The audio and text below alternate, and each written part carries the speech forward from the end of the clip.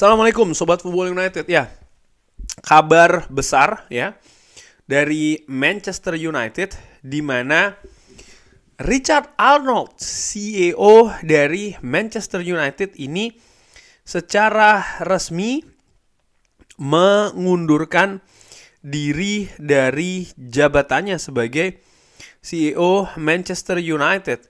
Gue langsung gue artikan secara ringan amatiran dari manunited.com. Manchester United mengumumkan transisi di manajemen. Richard Arnold telah memutuskan untuk turun dari posisi CEO setelah 16 tahun bersama dengan klub. Ya, dia baru beberapa tahun menjadi CEO, tapi sebelumnya dia sudah menjadi dia sudah menjadi bagian dari manajemen di Manchester United.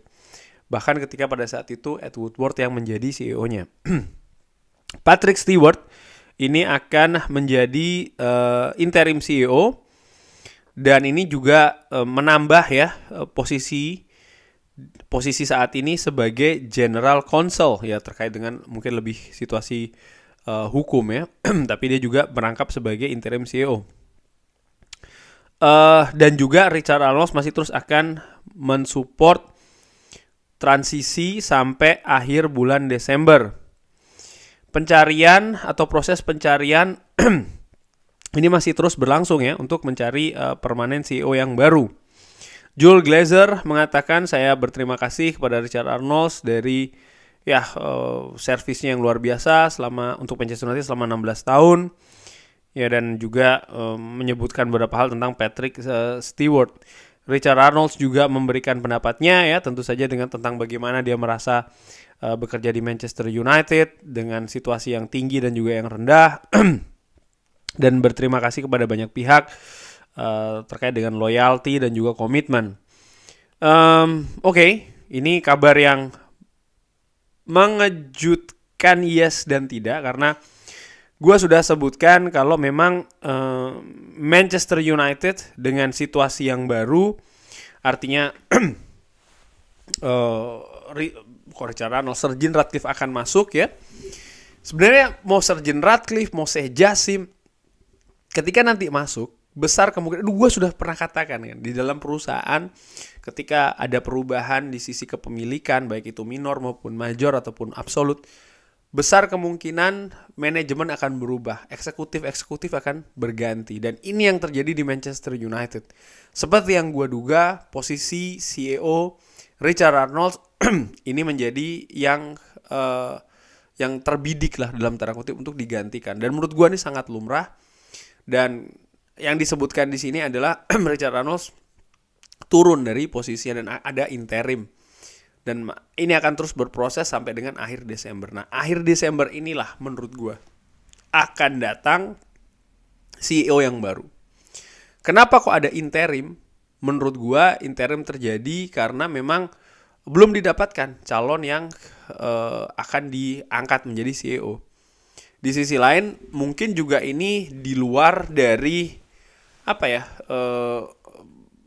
bukan di luar banget sih, tapi kayak ya prosesnya memang seperti ini gitu. Jadi CEO-nya selesai dan dalam proses transisi ke CEO yang baru ada interim, di mana CEO yang lama ini juga masih berperan di dalam proses transisi tersebut, tapi tidak akan lebih lanjut, lebih jauh dari batas yang ditentukan, yaitu adalah akhir Desember. Di sisi lain gue juga menilai bahwa inilah awal perubahan dari Manchester United, karena bukan cuma manajer ya, yang lebih penting juga CEO dari Manchester United nih. Ini menentukan peran yang sangat besar di kesuksesan klub bahkan.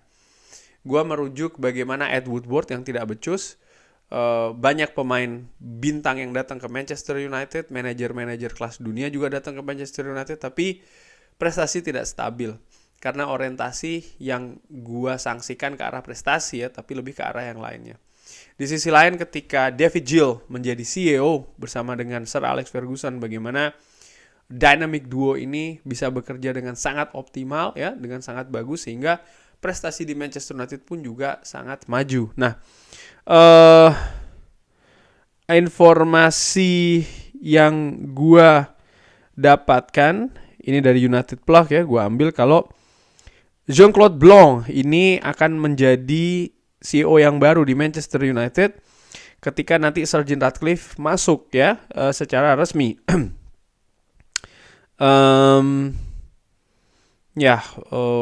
Bisa jadi juga kenapa kok baru bulan Desember akhir nanti ada CEO yang baru walaupun sudah ada calonnya nih. Besar kemungkinan ya menunggu proses masuknya Sir Jim Ratcliffe.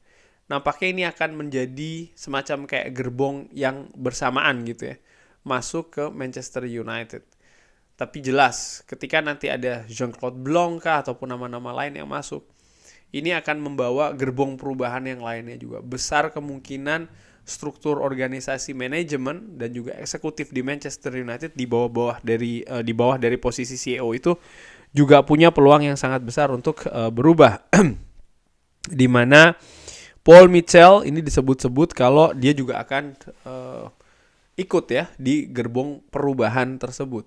Paul Mitchell tentu saja akan lebih banyak mungkin di posisi sporting director, di mana salah satu tugas pokok, tugas besarnya adalah dari sisi kebijakan transfer, sementara dari sisi kebijakan klub secara lebih luas dan juga lebih mayoritas katakanlah demikian ya, ini akan dipegang oleh seorang Jean-Claude Blanc. Nah, bagaimana dengan posisi Sir Jim Ratcliffe sendiri? Ada beberapa yang mengatakan mungkin dia akan mengetuai head atau sebagai head ya of operation.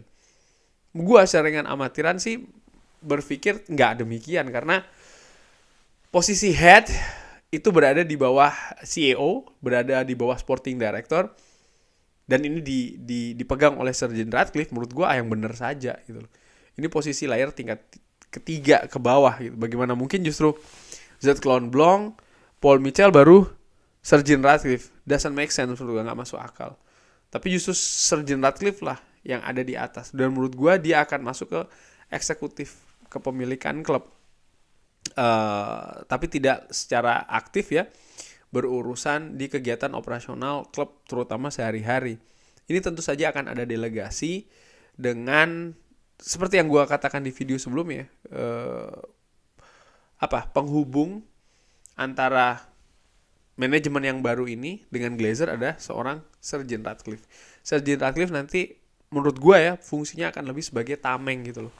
Dia memberi jaminan, dia memberikan kepastian bahwasannya hal-hal yang berkaitan dengan sporting, dengan olahraga, dengan sepak bola secara langsung di Manchester United ini tanggung jawabnya akan lebih banyak ke Sir Jim Ratcliffe langsung. Timnya ini akan bertanggung jawab langsung ke Sir Jim Ratcliffe. Sementara Sir Jim Ratcliffe ya dengan kepemilikan 25% memiliki hak ya untuk bersuara di board di board kepemilikan dari Manchester United, di mana Glazer duduk di sana dengan kursi yang lebih mayoritas. Pertanyaannya balik lagi sih, bisakah dengan 25% itu, kepemilikan 25% ini memiliki kekuatan yang besar? Memang segala sesuatu bisa saja sudah ditulis dulu ya di perjanjian, di kontrak segala macam, tapi pengimplementasiannya ini kan tidak sekaku di atas kertas menurut gue. Tetap saja dinamika itu masih ada, di mana gue juga melihat Glazer ini bukan seperti intinya Glazer ini selalu ingin terlibat di banyak keputusan yang ada di Manchester United, dan menurut gue akan ada perubahan yang cukup besar dan bahkan radikal ya terkait dengan Glazer dengan Manchester United. Dan menurut gue ya ini nanti akan menarik untuk dilihat akan seperti apa. Di sisi lain juga ya Richard Arnold, kalau membahas tentang Richard Arnold bagaimana dia masuk menggantikan Ed Woodward, ada sedikit perbaikan ya, tapi masih belum signifikan. Kalibernya ya katakanlah demikian, ini masih di bawah standar CEO Manchester United menurut gue. Dari sisi prestasi yang masih juga belum stabil. Ada hal yang menurut gue lebih positif dibandingkan dengan Ed Woodward dan mungkin harusnya dilanjutkan oleh CEO Manchester United selanjutnya adalah bagaimana Richard Arnold ini berani untuk membuka komunikasi dengan kelompok supporter Manchester United, di mana sebelumnya ini kan nyaris tidak pernah dilakukan. Lalu bagaimana Richard Arnold sih juga memberikan komitmen kalau mendukung, mensupport manajer yang ada.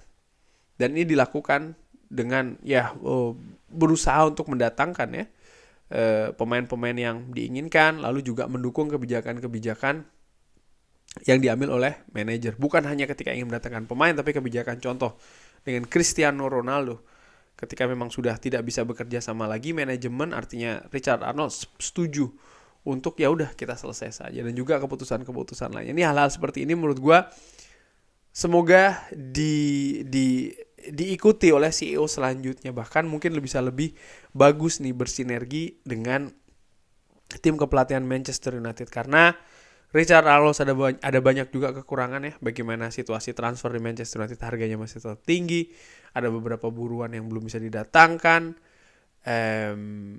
ya, dan apa ya, walaupun sudah memulai komunikasi dengan fans, tapi bagaimana ini juga belum bisa terjalin secara lebih konsisten. Lalu bagaimana gaya komunikasi dengan fans secara global juga menurut gue masih belum bagus, karena contohnya update proses penjualan, bagaimana justru banyak fans ini mendapatkan update dari media-media di luar Manchester United itu sendiri, mana Manchester United sendiri itu juga punya tim media ya kan, tim komunikasi. Jadi menurut gua hal seperti ini harus diperbaiki, terutama itu ya, hubungan antara klub dengan fans. Jangan lupa fans ini merupakan salah satu stakeholder besar dari klub, dalam hal ini juga Manchester United. Kurang lebih demikian ngobrol ringan terkait dengan cabutnya Richard Arnold. Siapa yang akan menggantikan, kapan, kabarnya Jude Belum, kita nantikan saja. Kalau ada kabar lain akan gue sampaikan lagi di Football United ringan amatiran ala gue. Terima kasih sudah menyaksikan. Jangan lupa like, subscribe. Wassalamualaikum warahmatullahi wabarakatuh.